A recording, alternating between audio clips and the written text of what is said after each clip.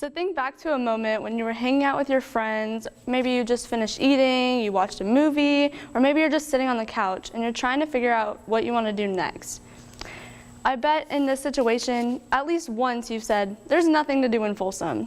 I know I say this almost every time I'm with my friends and we're trying to figure out something to do, because I just don't know what the heck is happening in this community.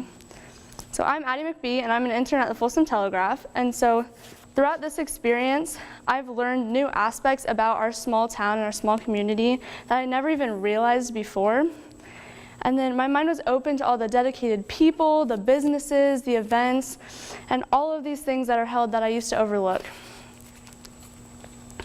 This right here, this is all we are, 30 square miles of land.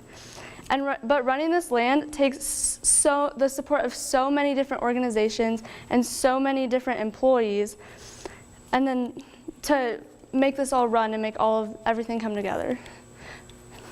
So there's different groups such as the Chamber of Commerce, which is right here, the Folsom Rotary Club, and then the Lions Club.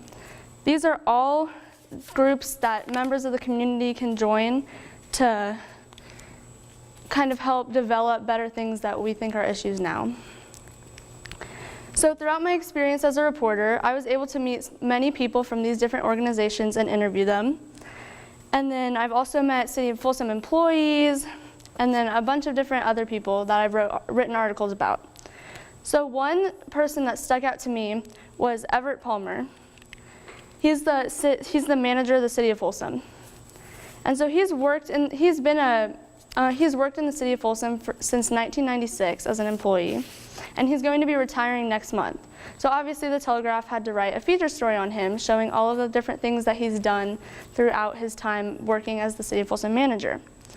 So this was one of my first interviews, was going to interview him, and I just was sitting in the corner watching, and I found it amazing because every single time he talked, you could see the happiness in his smile and in his eyes as he talked about all these different things that he's helped in the City of Folsom, and he's so proud of what it's become.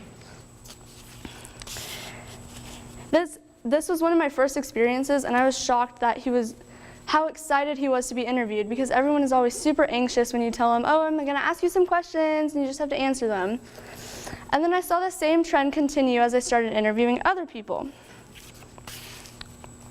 I saw it in employees, I saw it in city council meetings that I watched, where members from Folsom can actually go and talk to people who are in charge and tell them about different issues they're having, and the city actually works together to solve this. And then I also got to meet the police chief, and he showed me around the police department, and he was so proud of all of the developments they've made and all of these things that I had never even thought about before. And then I saw this through businesses, I saw it through all of these different organizations to make this amazing community that we usually take for granted. These interviews didn't just stop in City of Folsom employees either. I also had the opportunity to interview restaurants that just opened. I got to see the city council meetings. I got to interview all of these other people that were in charge, and even places like the Folsom Aquatic Center. So the Folsom Aquatic Center was my first actual article. I came up with the idea, I researched, I interviewed, I wrote, and I edited. And then this was my final article right here, with my name right here printed in the paper. So that was pretty cool to me because you don't get to see your name in the paper very often. So that was a whole experience on its own. And so what I wrote about was the spectrum lessons, or the autism lessons that the Aquatic Center teaches, and they offer them for free for kids with special needs in the community. And one thing that stuck out to me when I was interviewing Chad Gunter, who's the manager and who helped start this program, is he said, it's important to realize that we need these services, not only for kids with special needs, but for everybody in the community. Through this, I realized we really do work as a community, because we have to work together to create these amazing things that we overlooked. So before I came in today, I had my whole thing planned of what I was going to say, and then today, when I was at my preceptorship, I got to go to a ribbon cutting for the Johnny Cash Trail, and so Intel actually adopted the trail, and so now they're paying for all the maintenance and all that sort of stuff. So I got to go see this ribbon cutting, and when I was there, I noticed all of these different people that I've seen interviewed, and like I've met throughout this experience. I met the mayor, I got to see the Folsom City managers and the one who's taking over. I got to see someone I just interviewed today about new bathrooms. And it was just so cool to see all of these things, all of these people, all of these businesses, all of these organizations coming together to this ribbon cutting ceremony. And it really showed me how tight we actually are as a community that no one ever even notices.